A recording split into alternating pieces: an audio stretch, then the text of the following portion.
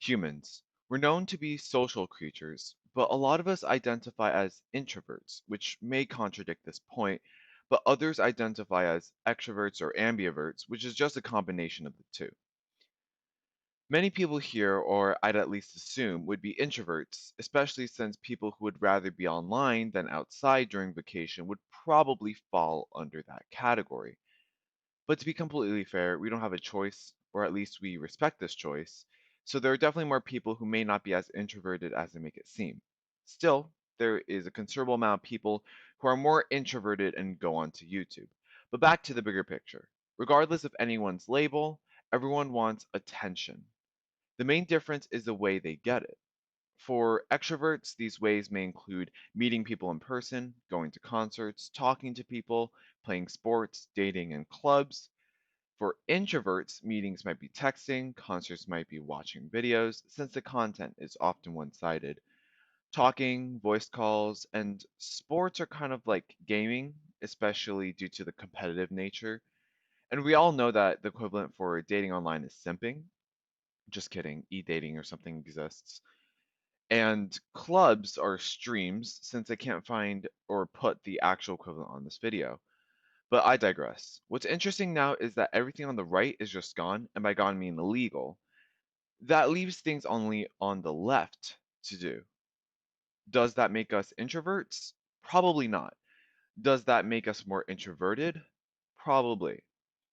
But a main commonality between online and on-site activities is interaction, communicating, watching, playing, or competing. Again, these are just human-like characteristics, wanting to talk with other people, having a competitive nature, and just trying to have fun. This also means that being introverted and antisocial are not the same thing, since there are many introverted tasks that involve social interaction. Also, I'm not saying that extroverts aren't on social media. There's so many people just posting all their body and half their soul online just to get numbers. I mean, you could say that about YouTube, so I really don't know why I'm here. And media, specifically content media, can be split into two groups: videos and streams. Videos are more static and have less interaction with the audience. Streams are more dynamic and often are based on the viewer's input, but we're going to be touching on that later. Both usually have a personal avatar that is usually used to make the content creator more relatable and human, which allows you to be more attached to the creator itself.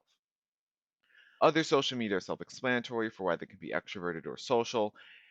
Basically, they're just ways for you to communicate with other people without really needing them to meet you in general. You're avoiding contact, but it's still a form of human social contact, and now it's the main legal way of contact.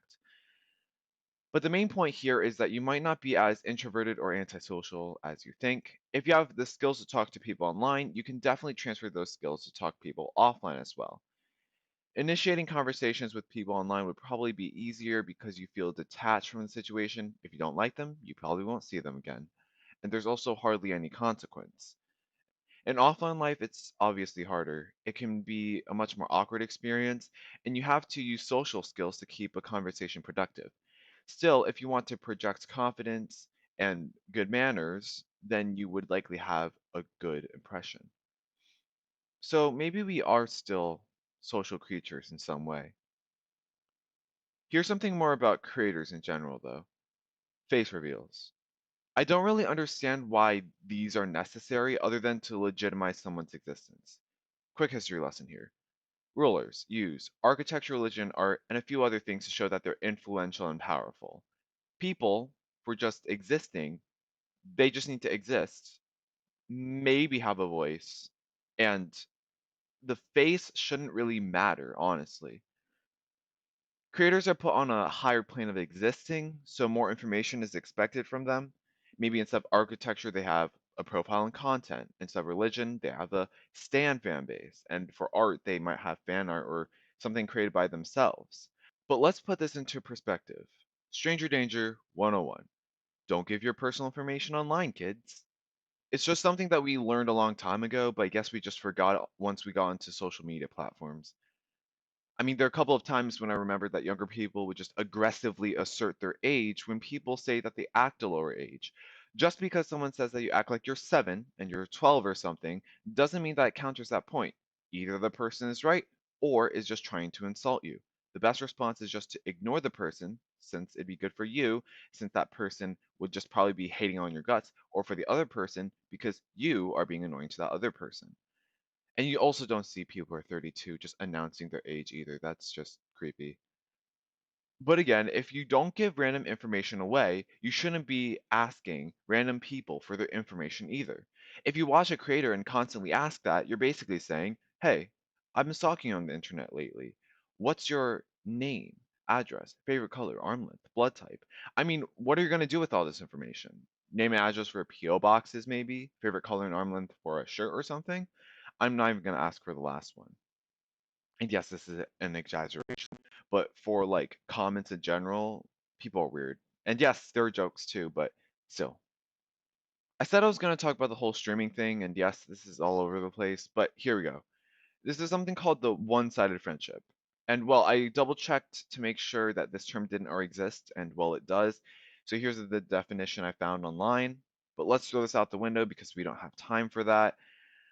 It's basically in the context of a streamer or a creator that you think that the streamer or the creator is talking to you specifically, but the person is not. Rather, the creator is talking to the audience.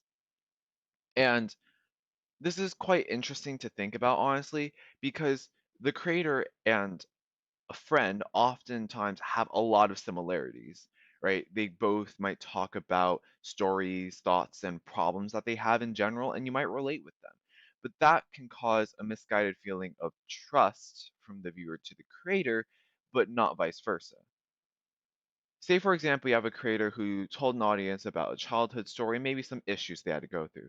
The first reaction is usually sympathy and understanding, and sometimes a desire to return the trust with a story of their own.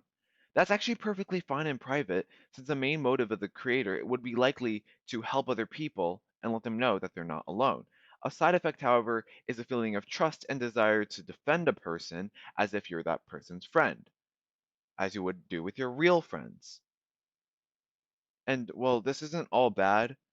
Sympathy and protectiveness are natural human traits. It just gets out of hand online sometimes, especially when you just have groups of people ganging up. And this leads to my theory on stands in general, because I hope that if this is the case, it would be more understandable for why they can be quite passionate about certain subjects, and hopefully they can honestly tone things down. Because it's not necessarily their fault for being defensive for a person who has told a personal story, tried to bring awareness to a problem, or just been a good person online.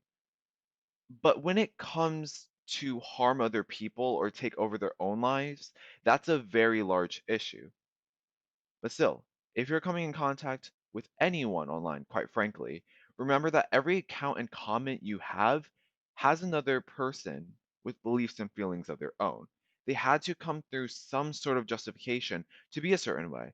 So remember to not attack them, but rather the idea or judgments that they have, since that's what is inflammatory, not the person itself. And it's nice that the creators aren't using stance to do anything. It's not like common pride was used before an authority just to justify conflicts with other groups with other common prides. Anyways, let's go on to a lighter topic. So, bits, right? If you don't know what bits are, it's a theatrical act. If you see people yelling on camera and being extremely angry all the time or just being very passive or passionate consistently, it's likely a bit. This is usually common for streamers, but being angry for someone or attacking other people, I know this is an extreme, is usually not warranted, especially because streamers often script and act together in general. Honestly, it's a creative tactic since streaming is very dynamic and they want to make the content as interesting and new as possible. I'd only assume that it's exhausting doing the same thing with high energy all the time. So props to streamers in general for keeping up a ton of energy for so long. Some video creators and also streamers clearly state that their online personality is quite different from their offline personality. I think this is just common knowledge at this point, though. And also, I don't think that many people really think this, but just acting or having different personality isn't manipulation. Since you don't have to watch the creator and the creator is putting their time and effort to create content for the public.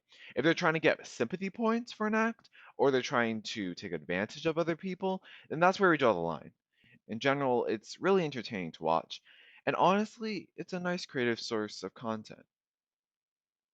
A lot of creators have an act, but some focus more on a specific skill set or attribute to be unique.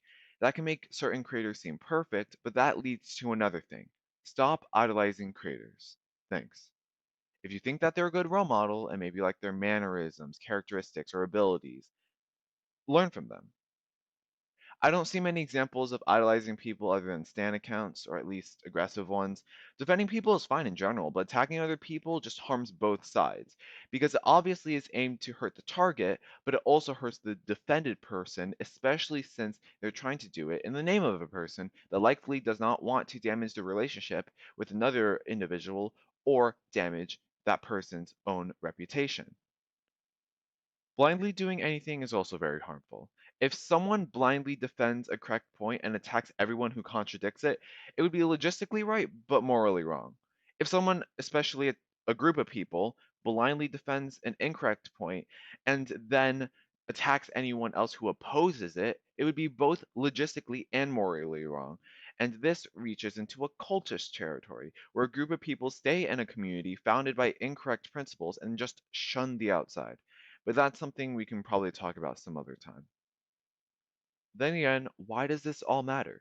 Well, if you feel that your life is heavily influenced by a non mutual person's existence, then be strongly advised for you to be more independent in your life. It's not possible for a creator to be friend with all of its audience, so that type of dynamic shouldn't be expected to exist. So the main takeaway that you should be having, main two at least, are that you should be your first priority, right? You don't need to put a ton of effort for other people online. Just make sure that you are doing well first. The other point is that they, which you can fill in with just about anyone in most contexts, are just people. So please just let them be. And well, that's just it, I guess. Welcome to a new point of view, where bipolar forms come into light. With this time, a new idea comes through. We may be less different than we are alike. Come again, we're on separate ends. Then again, you can't just be on the fence. Didn't think of why we should have came together to mend. Whiskey becomes a rotten carcass, waiting to stir over regardless. Where is action in the world of infraction within yourself and us? Some things are out of our control, others are out of our role. What is important is our priority. Decision of such is of our authority.